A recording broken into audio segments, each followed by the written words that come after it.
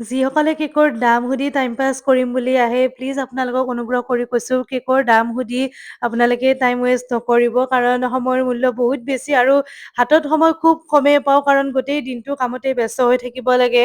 আৰু এটা half kilo বা বেণ্ট কেকৰ কাৰণে 2-3 ঘণ্টা সময় আপোনালোকৰ লগত মেছেজ কৰি উঠি যেতিয়া আপোনালোকে অনলাইন পে'মেণ্ট বা এডভান্স পে'মেণ্ট দিয়াটো আপোনালোকে ৰাজি নহয়, আৰু ইমান বেছি মানে বিশ্বাস কৰিবলৈকে কৈ দিয়ে যে কেকটো তুমি ৰেডি ৰাখিবা, তাৰ পিছত আমি 1 ঘণ্টা আগত অনলাইন পে'মেণ্টটো কৰি তোমাৰ পৰা কেকটো লৈ ল'ম। আৰু যেতিয়া মই নাকচ কৰিম যে এডভান্স পে'মেণ্ট অবিহনে আমি কেকটো ডেলিভাৰী নকৰোঁ, তেতিয়া আপোনালোকে ইমান বেছি বিশ্বাস জগাই দিয়ে যে কেকটো আপোনালোকে সঁচাকৈ ল'বই।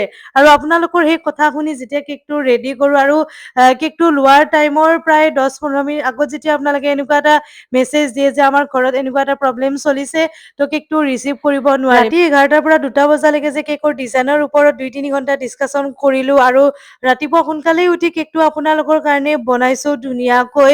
তো এইখিনি কষ্টৰ মূল্য আমাক কোনে দিব?